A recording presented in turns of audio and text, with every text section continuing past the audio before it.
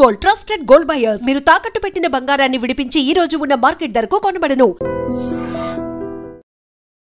నమస్కారం, welcome to I dream. ధర్మ మార్గం కార్యక్రమానికి స్వాగతం. నేను మీ విజిత.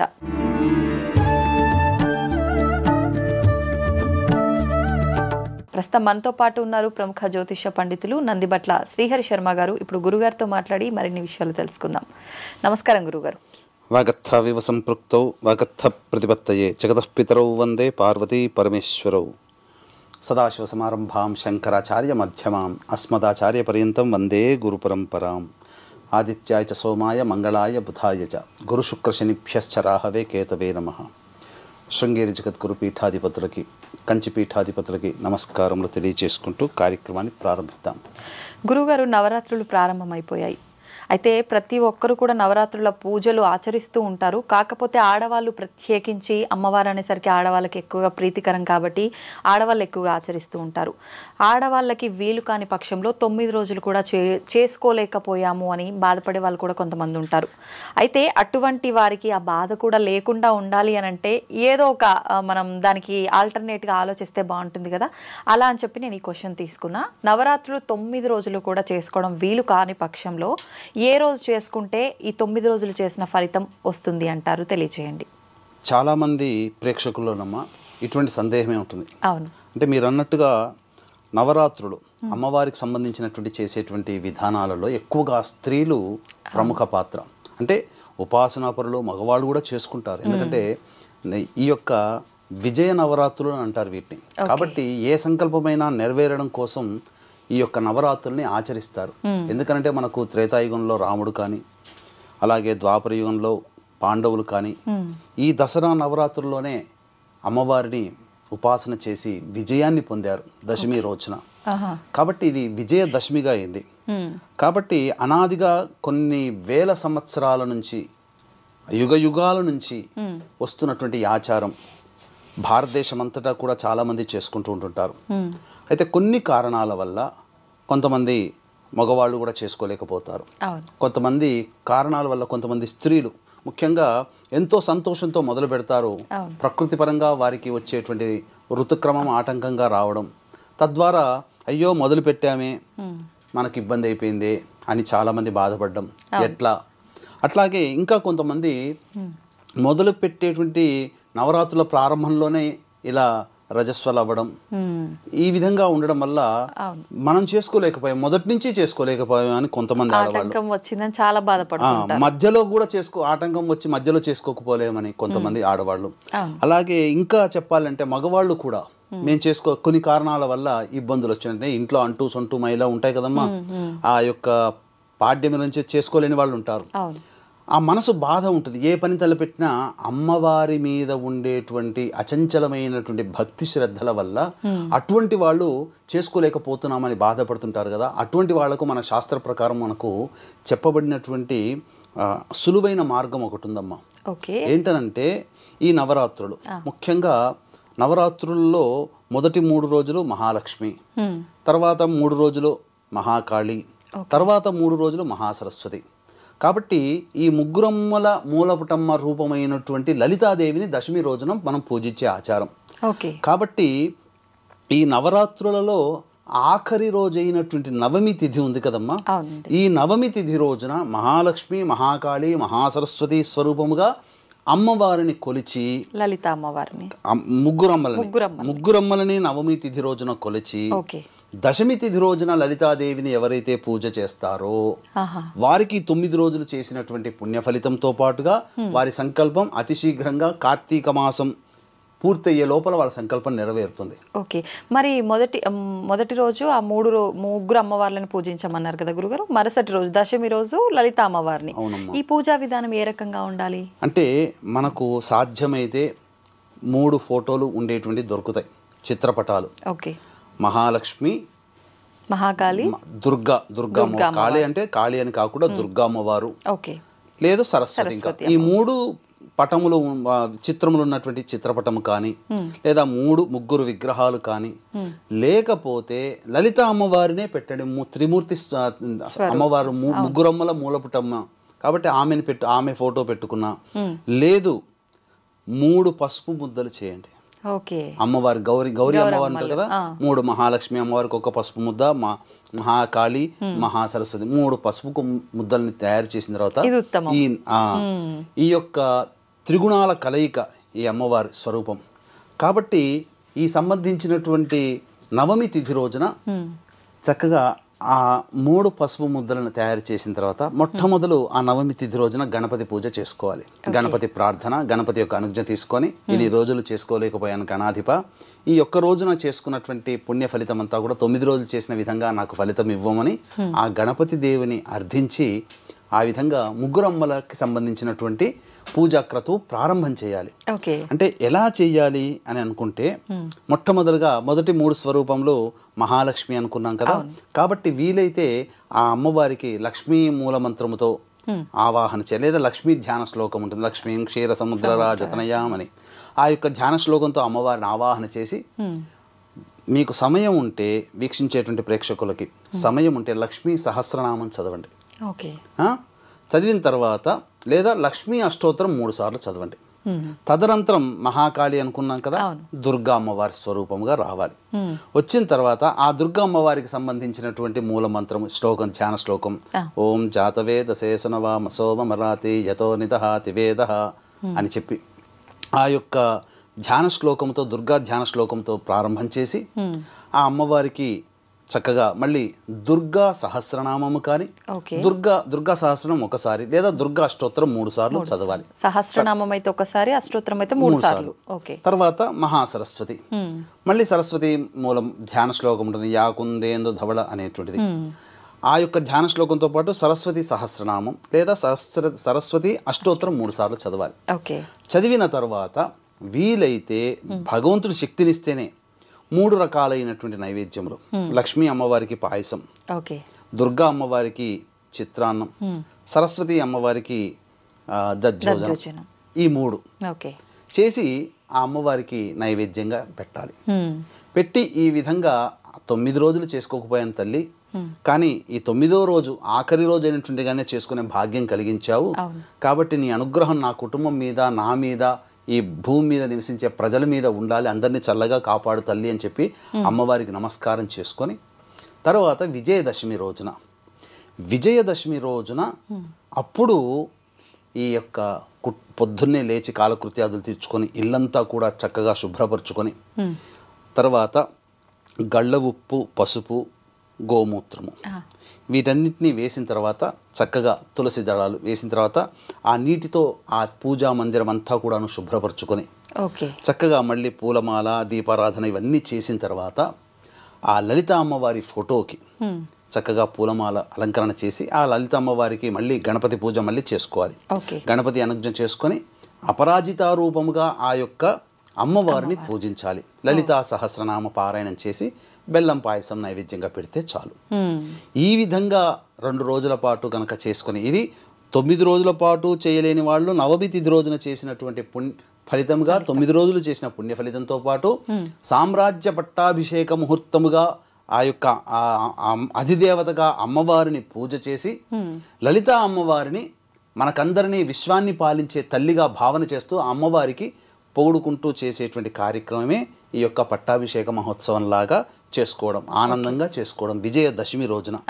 కాబట్టి ఈ విజయదశమికి చాలా ప్రత్యేకత కూడా ఉందమ్మా. అంటే ఈ విజయదశమి రోజున మనం గమనించుకున్నట్లయితే త్రేతాయుగంలో రావణాసురుడి మీద, అనగా ధర్మము రాముడు, అధర్మము రావణాసురుడు, అధర్మం మీద ధర్మం జయించేటువంటి సంఘటనకి గుర్తుగా రాముల వారు ఈ యొక్క పాడ్యమి రోజున ప్రారంభం చేసి అమ్మవారి దీక్షగా ఉన్నాడు. ఎందుకనంటే శ్రీరామ అవతారము లలిత అమ్మవారి అంశతో జన్మించిన వ్యక్తి, శ్యామ అంశతో జన్మించిన వ్యక్తి శ్రీకృష్ణ భగవాన్ల వారు. లలిత అంశతో జన్మించిన వ్యక్తి కాబట్టి లలిత రూపముగా మానవుని రూపంలో రాముని కొలుచుకుంటాం. కాబట్టి ఈ యొక్క సంబంధించినటువంటి వసంత నవరాత్రులు కూడా ఈ సందర్భంగానే వచ్చాయి. కాబట్టి రాముడు ఈ దసరా నవరాత్రుల్ని ప్రారంభం చేశారు. అంటే వారు చేశారని కాదు, వారు కూడా చేశారు, అంతకుముందు కూడా ఉన్నాయి, వారు ఆచరించారు. రావణాసురుడి మీద యుద్ధం గెలవడం కోసం వారు ఆచరించి ఈ విధానాన్ని నవమి వరకు చక్కటి దీక్షతో ఉండి దశమి రోజున రావణాసుర సంహారం చేసి చెడు మీద మంచి విజయం సాధించిన గుర్తుగా ఆ రావణాసుర సంహారం జరిగింది. ఓకే. ఇక పాండవుల విషయానికి గనక వచ్చినట్లయితే పాండవులు అజ్ఞాతవాసం చేసిన తర్వాత అజ్ఞాతవాస భంగం చేయాలనే దుష్టతలంపుతో దుష్ట చతుష్టయాలు అన్నీ కూడాను మంది మార్బలంతో వస్తే శమీ వృక్షంలో దాచబడినటువంటి వృక్షంలో దాగి ఉన్నటువంటి వారి ఆయుధాలని ఈ దశమి తిథి రోజున అపరాజితాదేవిని ప్రార్థన చేసినటువంటి అర్జునుడు విజయాన్ని పొందాడు. అంటే శమీ వృక్షాన్ని అపరాజిత అమ్మవారుగా ఆరాధన చేస్తారు. ఆ విధంగా ఆ అపరాజితాదేవిని పూజించి దశమి తిథి రోజున మొత్తం వారందరి మీద కూడాను విజయాన్ని సాధించాడు. మనకు సినిమాల్లో చెప్తారు అందరూ మూర్ఛపోయారని, ఇంకేదో దుర్యోధనుని హైలైట్ చేయడం కోసమో రావణాసురుని హైలైట్ చేయడం కోసమో సినిమాలు వస్తాయి. కానీ వాస్తవానికి కర్ణుడు పాడిపోయాడు, వెనుకంజ వేశాడు. భీష్మ ద్రోణాదులు కూడా ఆ అపరాజిత శక్తికి తల వంచారు. వారు అర్జునుడి కన్నా గొప్ప వీరులే, కానీ అర్జునుడు అపరాజితాదేవిని ప్రార్థన చేసి అమ్మవారి అనుగ్రహాన్ని పొందాడు కాబట్టి అర్జునుడిలో దాగి ఉన్నటువంటి ఆ శక్తిని చూసినటువంటి కృపాచార్యుడు, ద్రోణాచార్యుడు, భీష్మ పితామహులు వాళ్ళందరూ కూడా మ్రోకరెళ్ళి వాళ్ళు తల వంచారు. ఆ విధంగా అర్జునుడికి అజేయమైనటువంటి విజయం ఉత్తర గోగ్రహణంలోనే జరిగింది. అంటే భవిష్యత్తు యుద్ధంలో అర్జునుడే కీలక పాత్ర పోషించి విజయాన్ని అందిస్తాడు పాండవులకి అని చెప్పి సంకేతం. ఈ విధంగా చక్కగా ఈ సంబంధించినటువంటి పూజా విధానాన్ని చేసుకోవాలి. అనగా చక్కగా సాయంకాలం సమయంలో, సంధ్యా సమయంలో. ఎందుకనంటే ఈ యొక్క విజయదశమి అనేటువంటిది విజయాన్ని అందించేటువంటి ముహూర్తం. అందుకని మీరు గమనించుకున్నట్లు ఒక గమ్మత్తైనటువంటి అంశం ఉంటుందమ్మా. ఈ సందర్భంగా వీక్షించేటువంటి ఐడ్రీమ్ ప్రేక్షకులకు తెలియజేయాలి, అమ్మవారు ఎప్పుడు కూడా సంధ్యా సమయంలో చాలా ఆనందంగా నవ్వుతూ కనిపిస్తుంది. ఉదాహరణకి మీరు వీక్షించేటువంటి ప్రేక్షకులు ఎవరైనా కానీ ఉదయం పూట అమ్మవారిని చూడండి, కాస్త కోపంగా ఉగ్రంగా కనబడుతుంది. కానీ అదే అమ్మవారిని మళ్ళీ సాయంత్రానికి మీరు దర్శనం చేసుకోండి, అసలు అదే ప్రతిమలో అదే విగ్రహంలో చిరుమందహాసం నవ్వుతూ ఆ కళ్ళల్లో సంతోషాన్ని చూస్తుంది. అంటే ఎందుకనంటే యుద్ధం చేసి పోరాడి మహిషాసురుని సంహరించి సంధ్యా సమయంలో ఆనంద పరవశురాలైపోయింది అమ్మవారు. కాబట్టి ఆ సంధ్యా సమయంలోనే ఆనందంగా ఉంటుంది అమ్మవారు. అందుకనే సాయంకాలం పూట ఎవరైతే అమ్మవారిని దర్శించుకుంటారో వాళ్ళకి అమ్మవారు కరుణిస్తుంది. అందుకనే మనం ఏదైనా అమ్మవారిని కోరిక కోరాలి అనుకుంటే సంధ్యా సమయంలో వెళ్ళి కోరిక కోరకాలి, అంతే తప్ప ఉదయం పూట కన్నా సంధ్యా సమయంలో అతి శీఘ్రంగా అమ్మవారు కరుణిస్తుంది. ఎందుకంటే ప్రసన్నురాలైంటుంది. ఇప్పుడు మీరున్నారమ్మా, మీకు 2 రోజులు లీవ్ కావాలి, ఇప్పుడు దసరా పండుగ రీతిని 2 రోజులు లీవ్ కావాలి. మీ యొక్క ఆఫీసర్ ఎవరైతే ఉన్నారో వాళ్ళు హ్యాపీగా ఉన్నప్పుడు హ్యాపీ మూమెంట్ పోయి అడిగితే శాంక్షన్ చేస్తారు. తర్వాత చూద్దామమ్మా అని అంటారు, ఇస్తారు, ఎక్కడికి పోరు. కానీ ఆలస్యం, తర్వాత మాట్లాడదాం, కాస్త నేను టెన్షన్గా ఉన్నాను తర్వాత అని అంటారు. అట్లాగే అమ్మవారు కూడా సంతోషంగా ఉన్న సమయంలో పోతే అమ్మవారు కోరిక అనుగ్రహిస్తుంది మనకు. ఆ విధంగా చేసుకోవాలి. కాబట్టి శ్రవణ నక్షత్రం అనేటువంటిది మనకు 12వ తారీఖు రోజున ఉంది. సంధ్యా సమయంలో శ్రవణ నక్షత్రము దశమి తిథి ఉన్నటువంటి రోజునే విజయదశమిని జరుపుకోవాలని చెప్పి మనకు శాస్త్రం ఉంది. కాబట్టి 12వ తారీఖు రోజునే మనం జరుపుకోవాలమ్మా. చక్కగా ఆ రోజున పాలపిట్టను చూసి ఉన్నట్లయితే ఏమనుకుంటారనంటే పాండవులు అజ్ఞాతవాసం చేసి అరణ్యవాసం చేసి హస్తినాపురానికి పొలిమేరలకి ఈ దసరా సందర్భంగా రాగానే ఆ విజయదశమి రోజున వారికి హస్తినాపురం పొలిమేరల్లో ఈ పాలపిట్ట కనబడిందట. అవునా గురుగారు? అయితే కొంతమంది ఇది శాస్త్రంలో లేదు, ప్రాంతీయ ఆచారం అని అంటున్నారు. ప్రాంతీయ ఆచారం కాదు, మనకు ఒక ప్రకారము ఇది ఆచారమే. కానీ ఈ పాలపిట్ట వారికి కనబడిందట. అంటే భవిష్యత్తులో వీరు ఎప్పుడైతే రాజ్యాన్ని హస్తగతం చేసుకోవడానికి వస్తున్నప్పుడు పొలిమేరలో వాళ్ళకి పాలపిట్ట కనబడేది. కాకపోతే ఇక్కడ ఏంటంటే ఈ పాలపిట్ట కనుక ఉత్తరం వైపు నుంచి వచ్చినటువంటి పాలపిట్ట అయితే ఎవరికైనా విజయ సంకేతం. దక్షిణం వైపు నుంచి వచ్చి కనబడింది అని అంటే పాలపిట్ట దక్షిణ దిక్కుగా కనబడింది అని అంటే కొంత అపజయాలు ఉంటాయని సంకేతం. కాబట్టి ముందుగా తెలియచేస్తుంది. అందుకనే ఈ యొక్క విజయదశమి రోజున పాలపిట్ట అనేటువంటిది దర్శనం అనేటువంటిది తెలంగాణలో ఎక్కువగా ఆచారం ఉంది. అవునండి. అందుకనే నా చిన్నతనంలో కూడా ఈ యొక్క జమ్మి చెట్టు దగ్గరికి వెళ్ళి పూజ చేయడం, ఆ జమ్మి చెట్టు దగ్గరనే సాయంత్రం అయ్యేంత చీకటి పడేంత వరకు పాలపిట్ట కోసం ఎదురు చూడడం. ఆ పాలపిట్ట కనబడేది, చక్కగా ఆనందంగా అందరూ కూడా అలై బలైలాగా ఆలింగనం చేసుకొని జమ్మి చెట్టు ఆకులన్నీ కూడాను. ఎందుకంటే జమ్మి చెట్టు అనేటువంటిది బంగారం. అంటే బంగారం ఎక్కడి నుంచి పుట్టింది? అగ్ని నుంచి పుట్టింది, సువర్ణం. ఎందుకంటే జమ్మి చెట్టులో అగ్ని దాగి ఉంటుంది కాబట్టి జమ్మి చెట్టు ఆకులు సువర్ణానికి ప్రతీకగా కాబట్టి ఇప్పటికీ కూడా తెలంగాణ ప్రాంతంలో ఈ జమ్మి ఆకుల్ని ఒకళ్ళ చేతికి ఒకళ్ళకి ఇచ్చుకొని ఒకళ్ళ చేతి ఒకళ్ళకి ఇచ్చుకొని ఆలింగనం చేసుకొని ఒకరిచ్చినటువంటి జమ్మి ఆకుల్ని ఇంట్లో పెడతారు, మన బాక్స్ లో ఏది క్యాష్ బాక్స్ లో పెట్టుకుంటుంటారు. చిన్న వాళ్ళైతే పెద్దవాళ్ళ దగ్గర ఆశీర్వాదం తీసుకుంటారు. ఇవన్నీ కూడా ఈ దసరా పండుగలలో భాగంగా వచ్చినటువంటి ఆచార వ్యవహారాలు అనాదిగా వస్తున్నాయి, దాన్ని పాటిస్తున్నారు. జమ్మి ఆకులు అనేటువంటిది బంగారంతో సమానం కాబట్టి డబ్బులు ఇచ్చుకోలేం కాబట్టి బంగారాన్ని ఇచ్చిపుచ్చుకున్నట్టుగా ఆ భావన, మన ఇంట్లో కూడా బంగారం ఉందని చెప్పుకున్నట్టుగా భావన. ఆ విధంగా జమ్మి చెట్టుని పూజ చేసి ఈ విధంగా చేసేటువంటి ఆచారంగా ఉంది కాబట్టి చక్కగా వీక్షించేటువంటి ప్రేక్షకులు కూడా విజయదశమి అనేటువంటి దాన్ని ఇప్పుడు చెప్పినటువంటి విధానంగా చక్కగా ఆచరించండి. సంపూర్ణమైనటువంటి దేవతానుగ్రహం మీకు కలుగుతుంది.